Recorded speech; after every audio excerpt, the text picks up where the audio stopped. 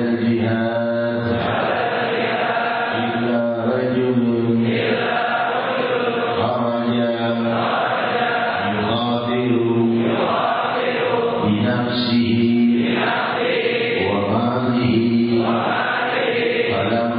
يرجع بشيء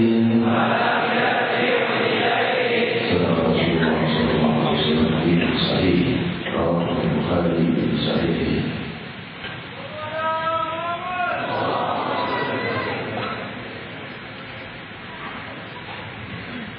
Assalamualaikum warahmatullahi wabarakatuh. Hamdan liraddin khassana bi Muhammadin wa amhadana min zulmatil jahli wal dayajri. Alhamdulillahi alladhi hadana bi'abdihi al-muqtari man da'ana ilayhi bil-idhni wa qad nadana labbaika ya man dallana wa hadana sallallahu wasallam wa baraka alaihi wa ala alihi. Limpahan puji kehadirat Allah subhanahu wa ta'ala yang telah menghamparkan alam semesta, hamparkan permukaan bumi untuk menjadi tempat tinggal sementara kita, meniti tangga-tangga keluhuran dan keabadian, meniti tangga-tangga kebahagiaan, meniti tangga-tangga cinta Allah, menuju kasih sayang Allah, menuju kelembutan Allah, tangga-tangga kerinduan kepada Sang Maha Abadi, Sang Maha Berjasa dan Maha menciptakan hambanya, membantu satu sama lain, dan hakikat itu semua darinya. Hadirin hadirat, tiada nama sebelum nama Allah dan tiada nama setelah nama Allah. Makna dari kalimat ini adalah seluruh nama adalah makhluk di dalam samudera keagungan nama Allah Subhanahu wa ta'ala. Maha tunggal dan maha abadi, maha menerbitkan matahari dan bulan, maha menciptakan kehidupan dan kematian, maha menawarkan kasih sayang dan cintanya kepada hamba-hambanya sepanjang siang dan malam. Di saat mereka melewati hari-harinya dalam setiap kejamnya, bahkan di dalam jebakan dosa yang terdalam sekalipun, Sang Maha Lemah Lembut tidak menutup pintunya bagi hambanya yang ingin kembali kepada kelembutannya. Pintu rahmat Allah Subhanahu wa ta'ala terus terbuka menanti mereka yang ingin bertaubat. Maka jelamlah dan jawablah seruan Allah, labbaik Allahumma labbaik, labbaik la syarika laka labbaik, innal hamda wan ni'mata laka wal mulk la syarika lak. Kami datang kepadamu wahai Allah, datang kepada pengampunanmu, datang kepada rahmatmu, datang kepada kelembutanmu, datang kepada harapan-harapan dilimpahi anugerah olehmu, datang kepada yang maha melimpahi anugerah, datang kepada yang maha memiliki kebahagiaan dunia dan akhirat. Kami berkumpul di dalam naungan keagungan namamu di majlis yang mulia ini, yang tiada satupun mereka yang hadir kecuali kau melihatnya, dan kau melihat batin kami, kau melihat masa lalu kami, kau melihat masa datang kami, dan kau tahu di mana kami akan wafat, dan berapa jumlah nafas kami yang tersisa, berapa jumlah nafas kami yang telah lewat, berapa kenikmatan yang telah kau berikan, berapa kenikmatan yang masih akan kau berikan, wahai Allah ya Rabbul Alamin. Hadirin hadirat, inilah malam-malam agung Arafah, inilah malam-malam mulia di malam Dzulhijjah, di malam-malam 10 malam bulan Dzulhijjah, yang merupakan salah satu dari sumpah Allah Subhanahu wa ta'ala atas kemuliaannya. Saya berfirman, wal fajri wal layalin ashr wal syaf'i wal watr wal laili idza yasr. Demi cahaya fajar, para mufassir berhasil menjelaskan cahaya fajar yang dimaksud adalah pagi hari saat Idul Adha, terbitnya matahari Idul Adha yang membawa hamba-hamba yang beriman menuju salatul Id dan berkurban untuk menjamu saudara-saudarinya sesama tetangganya, sesama kerabatnya dengan kurban, dengan udhiyah, dengan menyembelih hewan sembelihan untuk dibagikan sebagai tanda hubungan silaturahmi yang berpadu. Rahasia keluhuran Allah terbit di hari itu di fajar waktu salat duha wal fajri wa layalin ashr, dan demi 10 malam. Al-Imam Abdullah bin Abbas radhiyallahu anhu wa sepupu Rasulullah sallallahu alaihi wasallam, yaitu yang digelari Bahrul Ilmi Dabiq, lautan ilmu yang dalam. Di dalam tafsirnya menafsirkan makna walayalin ashr adalah 10 hari pertama bulan Dzulhijjah, mulai malam 1 Dzulhijjah hingga malam 10 Dzulhijjah. Ini sekarang kita berada di dalam tengah-tengahnya. Malam Kamis nanti sudah malam Idul Adha, berakhirnya 10 malam pertama bulan Dzulhijjah. Pendapat lain mengatakan makna ayat walayalin ashr demi 10 malam adalah demi 10 malam terakhir bulan Ramadan. Namun pendapat yang lebih arjah, yang lebih banyak dan lebih kuat, yang dimaksud adalah 10 malam di bulan Dzulhijjah, mulai malam 1 hingga malam 10, yang padanya tamu-tamu Rabbul Alamin berdatangan ke Medan Makkah dan Madinah, ke Medan Haji dan Umrah. Di tanggal-tanggal luhur itulah penduduk barat dan timur umat Nabi Muhammad SAW diundang oleh Allah Subhanahu wa taala untuk berkumpul di Arafah, berkumpul di Muzdalifah, berkumpul di Medan Sa'i dan lainnya. Demikian malam-malam 10 adalah malam-malam doa bagi yang berangkat haji dan umrah atau yang berada di rumahnya, karena kita semua umat Nabi Muhammad sallallahu alaihi wasallam walayalin ashr wasyaf'i wal watr, demi yang ganjil dan demi yang genap dan yang ganjil.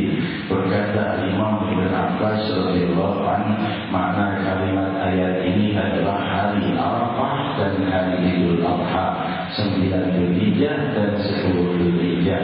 Kenapa hari Arafah dibilang genap? Karena perhitungannya adalah terbenamnya hari Arafah, yaitu malam 10 Dzulhijjah. Dia adalah malam yang genap. Dan kenapa kemudian bulan hari Idul Adha dibilang hari ibadah dan syaf'i wal watr? Kenapa hari Idul Adha dibilang ganjil? Padahal hari Idul Adha kan tanggal 10, namun yang dimaksud ganjil di sini karena sudah masuk malam Idul Adha. Dari mulai malamnya sudah mulai masuk malam Idul Adha. Disunahkan bertakbir mulai terbitnya fajar hari Arafah, tapi mukhayyad dengan waktu salat fardu dan salat sunnah. Demikian dalam mazhab Syafi'i. Jadi tidak setiap waktu, tidak. Hari Arafah 9 Dzulhijjah mulai salat subuh sudah sunah takbir, zuhur, asar, maghrib, baru mutlak sampai waktu salat Idul Adha esok harinya. Jadi malam Lebaran itu mulai maghrib baru boleh takbiran terus menerus di waktu kapan saja sunnah boleh, terus bertakbir sampai esok harinya. Jadi boleh di saat selepas sholat, boleh sebelumnya, sambil jalan, sambil di rumah, sambil beraktivitas diperbolehkan, disunnahkan dengan sunnah muakkadah bertakbir mengagungkan nama Allah di malam Dzulhijjah itu sampai selesai waktu sholat Id, maka sudah tidak lagi sunnah muakkadah kecuali di waktu-waktu sholat saja. Selesai sholat sunnah takbir, sholat fardu, sholat sunnah sampai hari ke-13 Dzulhijjah, berakhirnya hari tasyrik, hari ke-13 Dzulhijjah. Dari saat terbenam matahari sudah berhenti takbirnya. Jadi takbiran itu kalau umumnya mutlaknya mulai dari maghrib malam lebaran Idul Adha, yaitu tanggal 9 Dzulhijjah malam 10 Dzulhijjah hari Arafah malamnya, yaitu malam lebaran mulai maghrib sampai sholat Id. Setelah itu boleh takbir, tapi sebaiknya hanya di waktu selepas sholat saja. Selepas sholat terus takbir, sholat fardu, selesai sholatnya takbiran 3 kali, nanti sholat asar begitu terus sampai hari ketiga, hari 13 selesai hari tasyrik, terbenam matahari, sudah tidak lagi sunnah muakkadah bertakbir dengan takbir yang masyhur yang sering kita dengar. Demikian hadirin hadirat yang dimuliakan Allah, wasyaf'i wal watr, demi hari Arafah dan demi hari Idul Adha, kata Allah, 2 hari yang bergandengan, yaitu 9 Dzulhijjah dan 10 Dzulhijjah, jatuhnya di tanggalan kita hari Kamis dan hari Jumat ini. Allah bersumpah dengan kemuliaan 10 malam ini, yang ini adalah termasuk salah satunya malam kita ini. Di dalam naungan cahaya rahmat ilahi yang berlimpah, yang mana Allah melimpahkan keluhuran dan kemuliaan seluas-luasnya, sedap-sedapnya dijelaskan oleh Hafizatul Islam wa Barakatul Anam Al-Imam Nawawi di dalam kitabnya Syarah Nawawi ala Sahih Muslim, mensyarahkan tentang hadis yang kita baca ini, yang juga disyarah oleh Imam Nawawi dan disyarah oleh Imam Ibn Hajar. Syarah Imam Nawawi lebih ringkas. Syarah Imam Nawawi alaihi rahmatullah menjelaskan tentang hadis yang kita baca ini, dia adalah amal yang lebih afdal diamalkan, pahalanya lebih besar, tidak ada yang melebihi hari-hari sekarang ini. Yaitu Imam Nawawi mengatakan 10 hari bulan Dzulhijjah, mulai tanggal 1 Dzulhijjah sampai sekarang. Imam Nawawi mengatakan yustahab fihi shaum, dan disunnahkan berpuasa di 10 hari bulan Dzulhijjah dengan hadis-hadis yang diriwayatkan kuat. Imam Syafi'i dan Imam Nawawi mengatakan merupakan hal yang salah jika ada orang yang mengingkari puasa 9 hari di bulan Dzulhijjah mulai tanggal 1 pada tanggal 9, karena di tanggal-tanggal itu adalah hari-hari yang luhur, sebagaimana hadis Imam Bukhari ini. Dia adalah satu amal yang lebih afdal padanya beramal ibadah melebihi hari-hari ini, kata Rasul, yaitu 10 hari bulan Dzulhijjah mulai 1 sampai 10 Jumat tanggal 10 tentunya puasa karena kan hari lebaran.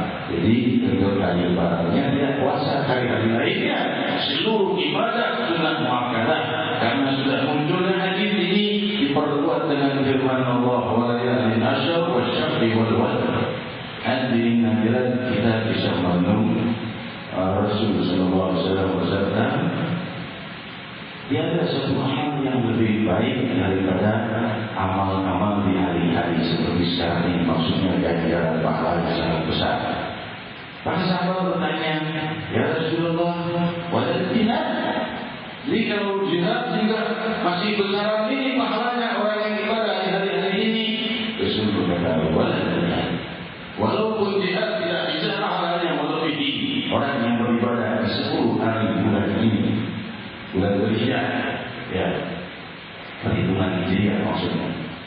Illa man kharaja yuqaribu nafsahu wa malahu wa lam yarja', kecuali orang yang betul-betul keluar membela agama Allah, bawa nyawanya, bawa seluruh hartanya, dan tidak pulang semuanya. Nyawanya tidak pulang, hartanya juga tidak pulang. Kalau sudah seperti itu, lalu dia bisa melebihi amal ibadah di bulan 10 hari bulan Dzulhijjah ini, tanggal 1 sampai tanggal 10 hari ini. Jadi kalau diriwayatkan dalam Sahih Bukhari dan lainnya bahwa tadha'af al-amal, berlipat gandanya amal-amal pahala itu 10 kali hingga 700 kali lipat.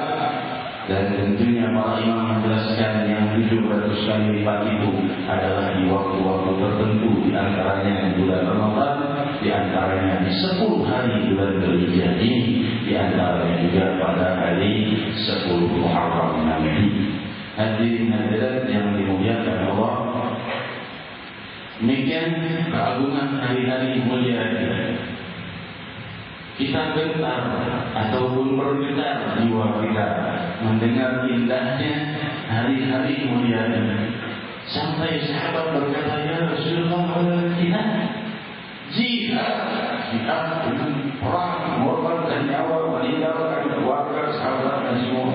Maksudnya jihad kan sudah saya jelaskan berkali-kali, yang dimaksud jihad itu memerangi orang-orang non-muslim yang memerangi muslimin.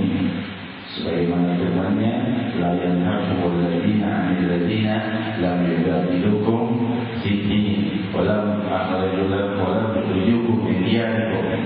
Innama yanhakumullahu ladzina yujadilukum fid-din wa lam yukhrijukum min diyarikum alla ta'sadu 'alaihim. Ilaihi ma'qala. Allah SWT berfirman, Allah tidak melarang kalian untuk berhubungan baik dengan mereka yang di luar Islam selama tidak memerangi kalian, tidak membunuh kalian, tidak mengusir kalian dari rumah-rumah kalian. Kalau mereka tidak memusuhi, kita harus lebih baik pada mereka. Demikian firman Allah Subhanahu wa taala, sungguh inna Allah alladzina yuqatilukum fi Allah memerintahkan kalian berhati-hati dan juga untuk waspada dan juga untuk siap untuk berjihad mereka yang memerangi kalian dan mengusir kalian dari rumah-rumah kalian. Kalau tidak, maka tidak. Ini makna jihad. Ya. Kita memahami jihad itu kan mengorbankan nyawa, istri ditinggal, anak ditinggal, semua ditinggal. Kalau wafat dia wafat, kalau cacat dia cacat. Itu kan dahsyat perjuangannya. Ternyata para sahabat berkata, ya Rasulullah, kau bilang ini 10 hari ini amal paling afdal jihad. Rasulullah kata, wala jihad. Walaupun jihad, amal-amal di 10 hari ini lebih afdal daripada jihad fisabilillah. Karena kecuali orang yang keluar dengan dirinya semua harta, dia punya harta apa? Rumah, mobil, motor dijual semua, dibawa hartanya, dipakai berjihad, tidak kembali apapun dari Tuhan. Hartanya tidak kembali, dia pun tidak kembali, itu Bapak. Orang seperti itu baru lebih afdal amalnya dari orang yang beramal di 10 hari ini. Hadirin hadirat, saya tidak bisa memperpanjang kalimat agung dan luhur ini. Bagaimana tawaran ilahi untuk menyampaikan kita kepada keagungan yang demikian dahsyatnya. Betapa beratnya kita berjihad dan betapa ringannya Allah beri pahala yang lebih agung daripada jihad. Demikian indahnya tuntunan Sayyidina Muhammad sallallahu alaihi wasallam. Allah berikan hal-hal yang ringan untuk diamalkan, tapi diberi ganjaran yang sangat dahsyat. Inilah rahasia kedermawanan ilahi.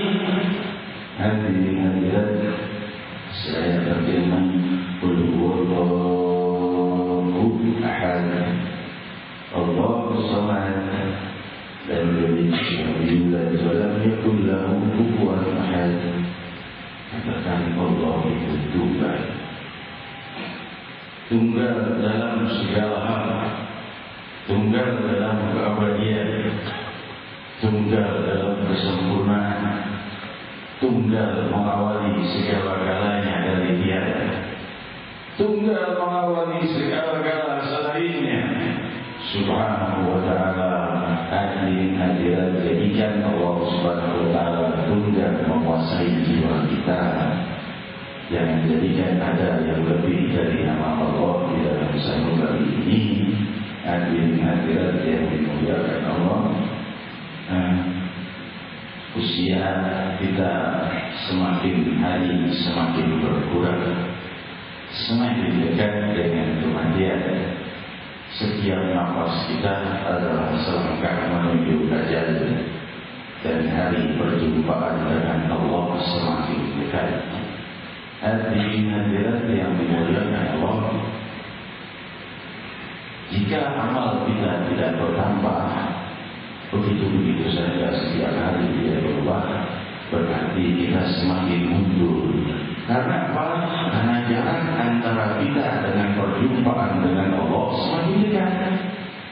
Jika kita jaraknya semakin dekat, mestinya semakin peduli. kita ada perjumpaan dengan penguasa negeri, presiden misalnya, raja misalnya. Perjumpaan bukan sekedar perjumpaan ini perjumpaan bisa perjamuan sambutan kasih sayang, diberi hadiah-hadiah, diberi rumah, diberi harta, diberi mobil, segala-galanya. Bisa jadi salah-salah berubah menjadi sambutan kemurkaan, mendapat kehinaan yang kekal. Gimana misalnya? Kalau kita tahu kejadian itu 1 tahun yang akan datang, bagaimana bingungnya? Kalau saya salah bicara, kalau saya salah pakai baju, kalau saya salah melangkah, nanti kelihatan semua spionnya raja, spionasenya bulan, akhirnya dilaporkan. Bagaimana kalau begini? Yang maha melihat, yang maha mendengar, yang maha melihat lintasan pemikiran kita, melihat apa yang kita renungkan. Apakah tidak ada dalam pemikiran kita hari ini? Siang dan malamku, makan dan minumku, keluargaku, rumah tanggaku, daganganku, pekerjaanku, sekolahku, semuanya itu semua siang dan malam. Pikirlah sana kemari, ini masalah itu, masalah ini. Tidakkah terpikir hari perjumpaan semakin dekat? Itu hari penentuan dan detik-detik yang membuka kebahagiaan yang kekal atau kehinaan yang abadi. Masuk penjara yang sangat merisaukan dan menakutkan, di dalam api neraka atau dalam surga yang kekal dalam kasih sayangnya. Adakah ini kita renungkan? Beruntung mereka yang merindukan perjumpaan dengan Sang Maha Indah, maka ia sudah dirindukan Allah. Jauh-jauh hari belum jumpa dengan Allah, sudah dirindukan Allah. Man ahabba liqa'i ahbabtu liqa'ahu.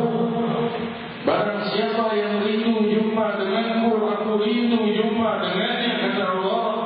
Jadilah hari-harinya, siang dan malamnya, makan dan minumnya, tidur dan bangunnya dalam cahaya kerinduan ilahi. Allah merindukannya. Maka beda tentunya kalau seorang tinggal di satu kerajaan. Raja itu pada orang ini apa yang susah dalam kehidupan? Hadirin hadirat, kalau raja menyayangi orang ini, semua pengawalnya dikerahkan. Demikian hadirin hadirat yang dimuliakan, pasukan dikerahkan mengawal semua. Jangan sampai orang ini terganggu, hati-hati. Jangan sampai kalau perlu jalanannya disiapkan yang rapi, kekasih raja. Apalagi bukannya orang ini mencintai raja, raja mencintainya. Kita lihat kalau manusia dengan manusia, ya bedanya cinta manusia dengan manusia dengan cinta manusia dengan Allah. Kalau cinta manusia dengan manusia itu hadirin hadirat, raja, penguasa, walaupun baik, walaupun dermawan, walaupun segala kebaikan ada, tapi tentunya jika kita mencintainya, belum tentu dia mengenal kita, apalagi mencintai kita. Namun Allah, mana habbalikat yahbazulikahu. Barang siapa yang rindu jumpa denganku, aku pun rindu jumpa dengannya. Pendosa siang dan malam penuh kehinaan, namun Sang Maha merindukan nanti jika mereka mau merindukan Allah. Dan bagaimana dengan dosaku? Jiwa yang merindukan Allah pasti akan dibenahi hari-harinya oleh Allah. Pasti dibenahi kehidupannya oleh Allah. Pasti dibenahi kesusahannya oleh Allah. Pasti masalah hatinya, masalah hidupnya, masalah dunianya, masalah akhiratnya sudah digenggam Sang Maha Dermawan untuk diberi kemudahan. Hadirin hadirat yang dimuliakan Allah. Allah menjadikan kehidupan dunia yang sementara ini darul amal, sebagai tempat untuk memperbanyak amal dan tempat untuk perjuangan hidup kita. Sementara tidak lama kehidupan kita di dunia ini, hanya puluhan tahun saja, mungkin tidak mencapai 100 tahun. Di antara kita semua yang hadir di sini, mungkin ada yang lebih dari 100 tahun, tidak tahu kita. 100 tahun lagi masih hidup, tidak tahu kita. Semoga panjang umur kita semua. Namun tentunya umurnya secara umum tidak sampai 100 tahun lagi. Tapi yang akan kita jelang adalah jutaan, bilion, triliun tahun dan tidak bisa hidup waktu. Bahagia begini. Masih ditolakkan, masih diceraikan sama Rabbul Alamin. Hadirin hadirat yang dimuliakan Allah, maka jelanglah kasih sayang Rasulullah SAW menyampaikan kepada kita bagaimana amal yang sangat bagus di 10 hari kubur ini. Maka perbanyaklah amal ibadah dengan harta kita, dengan diri kita, dengan ucapan, dengan penglihatan, dengan perbuatan, dengan jiwa. Jadi kan 10 hari ini 10 hari rindu kepada Allah. Jadi kan malam-malam ini, malam Selasa, malam Rabu, malam Kamis, selesai 3 malam lagi, 7 malam sudah berakhir, tinggal 3 malam lagi. Jadikan malam-malam doa, malam-malam indah, malam-malam rindu kepada Allah, sehingga kalau di malam-malam ini dirindukan Allah. Hadirin hadirat yang dimuliakan Allah, diriwayatkan di dalam Sahih Bukhari bahwa Rasulullah sallallahu alaihi wasallam ketika melakukan salat Idul Adha, beliau keluar ke Baqi, dekat kuburan Baqi, melakukan salat Id di lapangan. Jadi beliau itu salat Idul Adha sekaligus ziarah. Nah, diriwayatkan oleh Sayyidina Jabir bin Abdullah radhiyallahu anhu di dalam Sahih Bukhari bahwa Rasulullah sallallahu alaihi wasallam kalau keluar dari salat Id atau berangkat salat Id dan keluar pasti mencari jalan yang lain. Jadi kalau jalan yang pertama dari satu arah, pulangnya arah yang lain. Al-Imam Hujjatul Islam Barakatul Anam Ibn Hajar Al-Asqalani dalam Fathul Bari Syarah Sahih Bukhari mensyarahkan Rasul mengambil jalan lain itu saat pulang adalah banyak pendapat, di antaranya untuk menjauhi desakan jamaah yang sudah kebagian salaman dari tempat beliau datang, maka beliau ini membagi pada bagian yang belum kebagian di wilayah lain. Jadi dalam saat salat Id, selepas salat Idul Adha, jadi pekerti Nabi Muhammad SAW. Dalam pendapat lainnya, beliau kalau keluar salat Idul Adha itu, beliau melewati rumah-rumah orang muslimin wal amwat dan melewati kuburan untuk berziarah selepas keluar salat Idul Adha. Jadi dari rumah beliau sallallahu alaihi wasallam menuju Medan Baqi itu tidak berapa jauh. Ya. Dari situ beliau melewati jalan lain karena berziarah dulu ke Idul Baqi. Jadi ziarah di hari Idul Adha teriwayatkan di dalam Sahih Bukhari bahwa Rasulullah sallallahu alaihi wasallam melakukan salat Idul Adha di Medan Baqi. Disyarahkan oleh Imam Ibn Hajar bahwa Rasulullah sallallahu alaihi wasallam salah satu maknanya karena sepulangnya dari beliau salat itu, beliau mengunjungi ziaratul ahya wal amwat, mengunjungi yang hidup dan yang wafat. Maksudnya silaturahmi ke rumah-rumah tetangga dan juga ke kuburan. Demikian. Nanti pendapat selanjutnya Imam Ibn Hajar menjelaskan adalah Rasul juga saat keluar dari salat Idul Adha dari rumahnya menuju salat Id, lalu pulang lagi. Kenapa cari jalan yang berbeda? Karena beliau ingin melimpahkan keberkahan di jalan yang beliau lewati dan mewangikan jalan. Sebagaimana dijelaskan oleh Imam Ibn Hajar di dalam Fathul Bari dalam mensyarahkan hadis itu bahwa Rasul itu kalau lewat satu jalan itu jadi wangi beberapa waktu. Sallallahu alaihi wasallam. Jadi jalan yang sudah dilalui sudah wangi, beliau ingin menginginkan jalan yang lain. Tidak pakai minyak wangi, memang sudah wangi dicipta oleh Allah. Kita tahu keringat itu kan keluar dari kotoran tubuh kita. Di antaranya keluar lewat keringat. Demikian indahnya Allah merangkai di jasad Sayyidina Muhammad. Sampai keringatnya pun lebih wangi dari semua wangian, hingga beliau ingin mewangikan jalan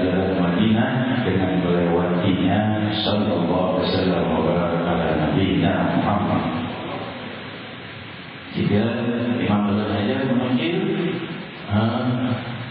sebagai sunnah bagi mereka untuk melakukan itu bagi umat ini kalau datang sholat Id, datang dari satu arah, keluarnya pulangnya dari arah yang lain, supaya jadi saksi pembukaan bumi itu, jadi saksi bahwa kita sudah melewatinya dalam kemuliaan, karena bumi akan bersaksi untuk kita kelak.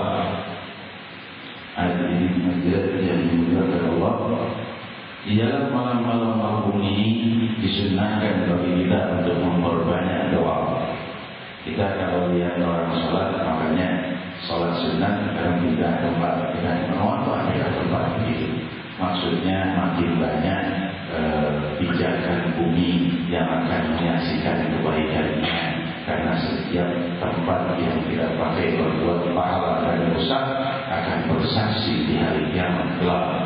Jadi mereka berharap supaya banyak yang menyaksikan mereka bagian dari bumi ini yang ditempuh dalam keluhuran atau diinjak dalam keluhuran dan pahala, atau dipakai sujud atau dipakai zikir.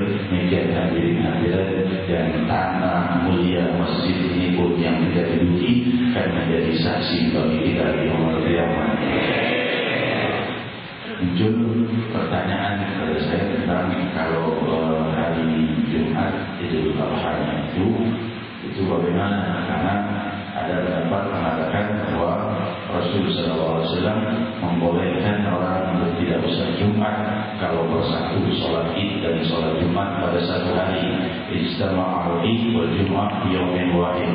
Namun hal itu disangkal oleh Hujjatul Islam Imam Nawawi di dalam Syarah Nawawi al-Sahih Muslim berlandaskan hadis riwayat Sahih Muslim pada bab idza ijtama'al Id wal Jum'ah. Di dalam Syarah Nawawi, di dalam Sahih Muslim dijelaskan Rasul sallallahu alaihi wasallam kalau hari Jumat dan hari Idul Adha terjadi dalam satu hari, maka beliau membaca pada keduanya surat sampai Isra Mi'raj Ta'ala dan Al-Adha Hadithul Wasyah.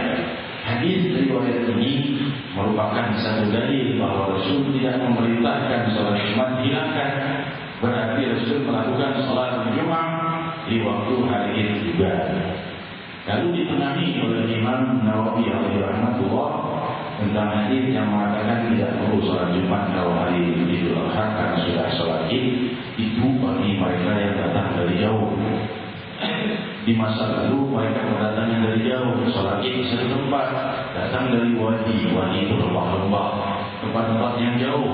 Mereka jalan kaki mungkin butuh waktu berjam-jam atau setengah hari. Mau hadir sholat Id barangkali dari tengah malam sudah muncul supaya bisa Id sholat subuh. Selepas subuh sudah sampai di Madinatul Munawwarah. Dan kalau mereka setelah Id pulang lalu disuruh balik lagi, tentunya akan memberatkan mereka. Maka Rasulullah sudah tidak kembali lagi sholat Jumat, tidak perlu karena akan memberatkan bagi mereka. Demikian hadirat yang dimuliakan Allah Subhanahu wa taala. Jadi bagi mereka yang masjidnya tidak jauh, kalaupun jauh sejauh-jauhnya kita sekarang hadirat di masa lalu orang mau hadir Jumat ya butuh waktu sekian jam mau hadir sholat Id. Zaman sekarang tentunya alhamdulillah terutama kita di Pulau Jawa sangat mudah masjid dan mushola. Walau di sebagian wilayah saudara-saudara kita di wilayah Papua dan sekitarnya butuh berjam-jam juga untuk menempuh ke sana. Semoga adik-adik kita nanti yang belajar di sini bimbingan kehidupan terapi akan membangkitkan ratusan ribuan masjid di sana dan mushola agar tidak kesulitan muslimat melakukan sholat. Demikian hadirin-hadirat yang dimuliakan Allah, disunnahkan berpuasa di hari Arafah sebagaimana riwayat Sahih Muslim. Rasul sallallahu alaihi wasallam bersabda,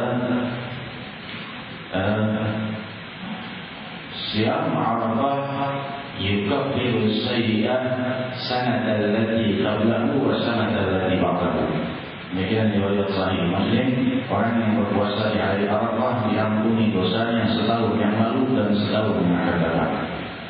Berkata Hujjatul Islam Imam Nawawi alaihi rahmatullah dalam Syarah Nawawi al-Sahih Muslim bahwa sebagian ulama mengatakan yang dimaksud setahun yang lalu dari dosa semuanya dan setahun yang akan datang itu dosa-dosa kecil saja.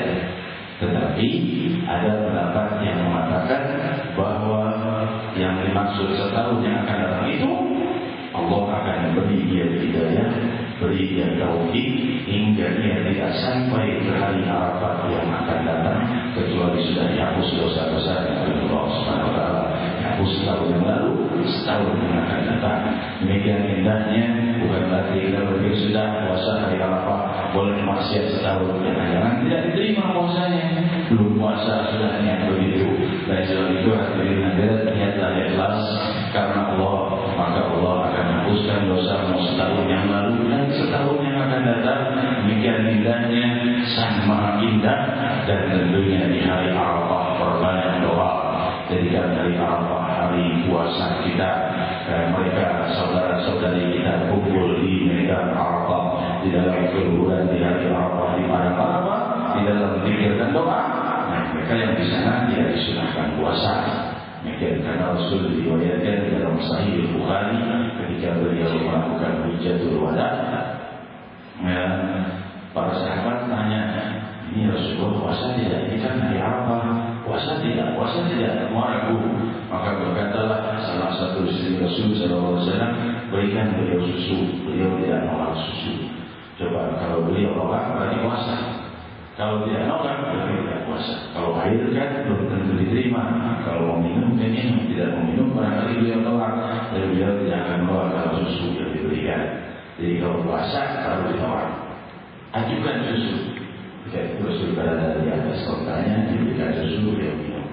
Maka kalau sahabat melihat bahwa berarti Rasulullah tidak puasa di hari Arafah karena sedang menunaikan haji, maka tidak disunahkan mereka yang sedang menunaikan haji di padang Arafah berpuasa. Tidak disunahkan, tidak diajarkan oleh Rasulullah SAW. Tapi yang tidak berangkat haji dan umrah, Rasul memberikan kemuliaan puasa bagi mereka, mendapatkan penghapusan dosa setahun yang lalu dan setahun yang akan datang. Diriwayatkan saudara hadirin hadirat di dalam Sahih Muslim bahwa Rasulullah SAW bersabda, tidak ditemukan satu hari yang lebih banyak Allah membebaskan penduduk dari neraka melebihi hari Arafah. Jadi kita masih belum sampai ke neraka, nama-nama penduduk neraka itu sudah tercantum. Nama penduduk surga sudah tercantum. Allah memindahkannya setiap detik dan saat. Ada yang dari surga namanya dipindahkan dari ahli neraka karena perbuatan jahatnya. Ada yang berbuat taubat dari penduduk neraka namanya tidak oleh Allah kepada penduduk surga. Itu setiap detik terjadi. Allah memindahkan nama-nama berdosa kepada surga. Namun tidak Rasul temukan, kata Rasul, lebih banyak Allah bebaskan penduduk neraka dari nama-nama yang harus masuk neraka menuju surga Allah yang lebih banyak di hari Arafah. Paling banyak di hari Arafah Allah bebaskan mereka dari api neraka. Jadikan Arafah ini semoga semua kita pastikan oleh Allah bebas dari api neraka. Yang saya yang terakhir, firman Allah Subhanahu wa taala, "Al-yawma akmaltu lakum dinakum wa atmamtu 'alaikum ni'mati wa raditu lakum al-Islam dinan." Aku sempurnakan hari ini. Al-yawma akmaltu lakum dinakum, kata Rasul, pada hari ini aku sempurnakan. Firman Allah Subhanahu wa taala, aku sempurnakan pada hari ini agama kalian. Al-yawma akmaltu lakum dinakum wa atmamtu 'alaikum ni'mati, dan aku sempurnakan untuk kalian kenikmatan kalian. Wa raditu lakum al-Islam dinan, dan aku ridhoi, aku restui Islam sebagai agama kalian. Itu dikatakan diriwayatkan dalam Sahih Bukhari, berkata Sayyidina Umar bin Khattab, kejadiannya di hari Arafah, hari Jumat. Demikian hadirin hadirat yang dimuliakan Allah, kejadiannya hari Jumat dan hari Arafah, yaitu tepat di hari Arafah juga tepat di hari Jumat. Demikian kejadian firman-Nya Allah Subhanahu wa taala itu. Dan setelah itu adalah haji perpisahan bagi Rasul. Setelah itu masih ada ayat-ayat turun. Jadi kalau ayat ini dipakai dalil bahwa sudah tidak boleh ada lagi penambahan dalam hal-hal yang diperbolehkan di dalam karena sudah turun ayat dari Muhammad lalu tentunya salah pemahaman itu. Karena setelah ayat ini ada ayat lain lagi yang turun, ada ayat lain lagi mengenai hutang, mengenai waris dan lainnya. Bukan ayat terakhir ini. Hadirin hadirat yang dimuliakan Allah. Namun ayat ini dimaknakan di dalam tafsir Imam Tabari dan lainnya. Ayat ini memaknakan sudah sempurnanya Makkah Al-Mukarramah bersih dari semua berhala yang sebelumnya masih dipenuhi berhala, dan sempurnanya agama ini dengan kesempurnaan yang abadi. Tentunya semua hal yang membawa manfaat bagi muslimin muslimat boleh mereka lakukan selama tidak bertentangan dengan syariatul mutahharah. Demikian hadirin hadirat yang dimuliakan Allah. Kita bermunajat kepada Allah Subhanahu wa taala. Semoga malam-malam agung ini kita termuliakan dengan cahaya yang paling indah yang pernah Allah anugerahkan kepada hamba-hambanya di malam-malam agung, di 10 malam Dzulhijjah. Ya Rahman ya Rahim ya Dzal Jalali wal Ikram ya Dzal Fadli wal In'am. Inilah 10 malam, inilah malam yang ke-7. Rabbi, tersisa 3 malam di hadapan kami, tersisa 3 malam di hadapan kami. Selesailah kami dari 10 malam Dzulhijjah. Tapi inilah doa. Betapa banyak maksiat yang telah kami lakukan di masa lalu, betapa banyak pula barangkali dosa yang akan menjebak kami di masa mendatang. Pada siapa kami akan mengadu kalau bukan pada Rabbi? Betapa banyak musibah yang kami lewati di masa lalu, betapa banyak musibah yang mungkin akan datang di masa mendatang. Betapa banyak kenikmatan yang kami lewati yang lupa kami syukuri, betapa banyak kenikmatan yang akan datang yang barangkali kami lupa mensyukurinya. Pada siapa kami menitipkan diri kami ini Rabbi, kalau bukan kepada nama-Mu ya Allah, kalau bukan kepada yang Maha Mengampuni, kalau bukan kepada yang Maha Berkasih Sayang, kalau bukan kepada yang berfirman, aku merindukan hamba-Hambaku, tiga hambaku merindukanku.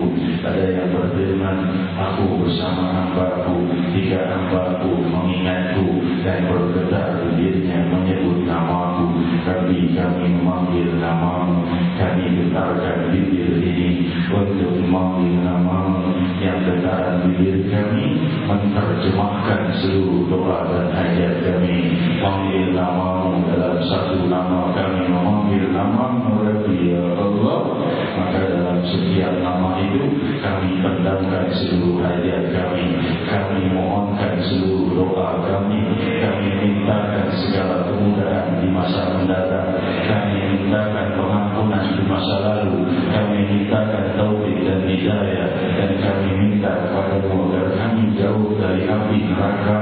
Wahai Allah, kami mendengar siksaan yang paling ringan di dalam neraka adalah dipakaikan sandal dari api hingga bergejolak kotaknya dari panasnya sandal api itu, dan api itu dipanaskan selama 1000 tahun hingga berwarna putih, dan api itu dipanaskan hingga 1000 tahun hingga berwarna hitam. Pernahkah terbayang kau melihat api yang berwarna hitam? Tad'u man adbara wa tawalla, api yang bergemuruh memanggil nama para pendosa. Rabbi, di saat itu di mana kami? Jangan kami dipanggil oleh api neraka karena dosa-dosa kami saat kami bangun di padang mahsyar.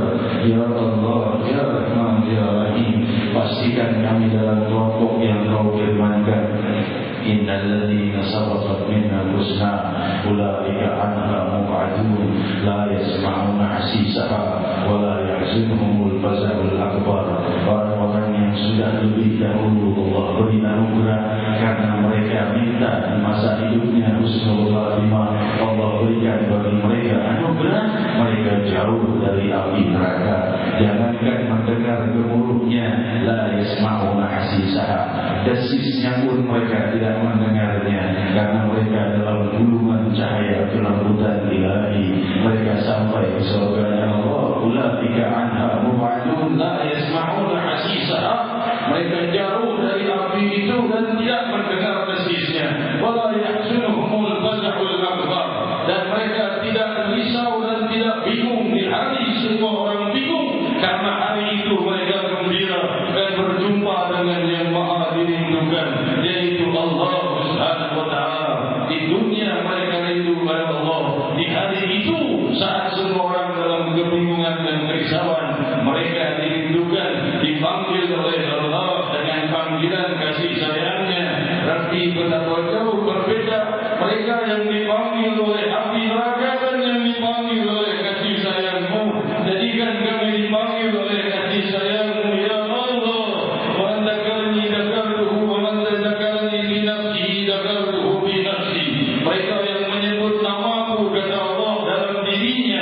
Aku pun mengingatnya dalam diriku. Wa in dzakarani fi mala'in dzakartuhu fi mala'in khairum minhum. Mereka yang menyebut namaku di tempat yang ramai, aku pun mengingat mereka di tempat yang ramai. Wa qul jami'an ya Allah, ya Allah, ya Allah, ya Allah, ya Allah, ya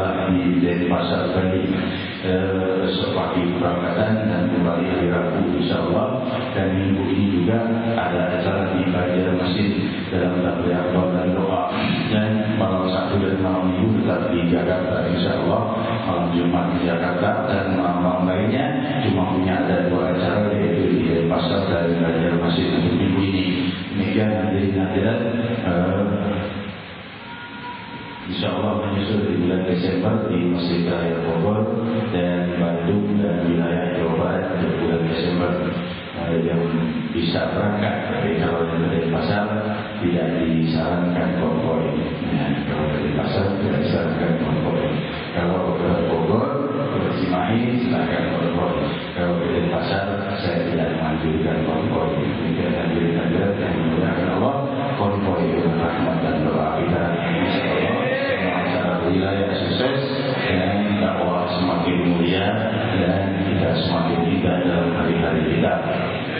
Saya juga memohon pada jamaah untuk tidak terlalu berdesakan dalam bersalaman kepada pendosa ini. Saya bukan ulama, bukan ulasa ini yang berhak untuk diambil barakah. Saya cuma pendosa yang berharap pengampunan dosa dari Allah karena doa kalian para jamaah.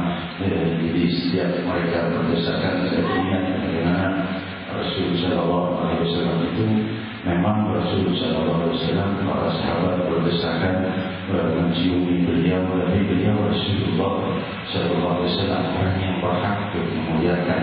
Dan sebelum beliau mendapatkan itu, di awal dakwah beliau, mereka itu beliau sendiri yang bercerita. Salah satu waktu kata Rasul, aku berdiri di salah satu pasar, orang-orang yang dikatakan qulu la ilaha illallah, katakanlah la ilaha illallah, tak ilah dari Tuhan selain Allah. Mereka berdesak-desakan padaku bukan untuk berjabat tangan atau untuk mengucap la ilaha illallah. Mereka berebutan meludahi wajahku. Demikian keadaan dakwah sang Nabi. Tentunya hamba pendosa ini malu. Di zaman beliau orang berdesakan meludahi beliau, di zaman sekarang berdesakan menciumi saya pendosa ini, sungguh sangat tidak pantas. Demikian hadirin hadirat, sekedar himbauan penyampaian dari sanubari ini. Tentunya jika akan memberatkan kalian sendiri, cukuplah bersalaman dengan doa dan munajat. Kita bersatu dalam persaudaraan Islam dunia dan akhirat. Kalau bertabaruk dengan tangan pendosa ini, tampaknya bukan tempatnya. Demikian hadirin hadirat yang dimuliakan Allah. Kita lanjutkan dengan Muhammadin dengan indahnya Nabi kita Muhammad sallallahu alaihi wasallam. Bismillahirrahmanirrahim. Alhamdulillahirabbil alamin. Hamdan yuwafi ni'amahu wa yukafi fadilah. Ya Allah ya Rabbana lakal hamdu kama yanbaghi li jalali wajhika wa 'azimi sultanik. Subhanaka la nuhsi sana'an 'alaika anta kama asnayta 'ala nafsika wa lakal hamdu hatta tada'u al-hamdu ijazatu al-hamdu ba'dha. Allahumma salli 'ala Muhammad wa 'ala Muhammad. Allahumma ahdina min 'indik wa barik 'alaina min fadlik wa ashhur 'alaina min rahmatik wa anzil 'alaina ya Allah min barakatik wa min fadlik wa وعافيتك في الدين والآخرة. اللهم أجرنا من جميع الضرر وأغننا من جميع البشر وأجرنا من جميع الجبال وأغننا من الجبال. ربنا تقبل منا إنك أنت السميع وتب علينا إنك أنت التواب الرحيم. ربنا آتنا في الدنيا حسنة وفي الآخرة حسنة وقنا عذاب النار. صلى الله على سيدنا محمد وعلى آله وصحبه وسلم. بفضل سبحانه ربنا المسلمين والسلام والرسول على الفاتحة. ربنا بسم الله الرحمن الرحيم.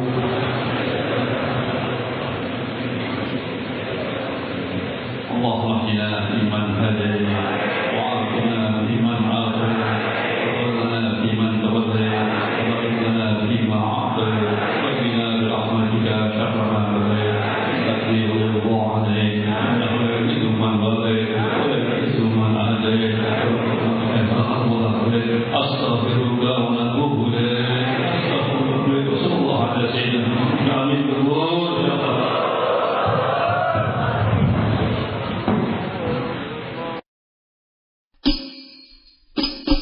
يا أرحم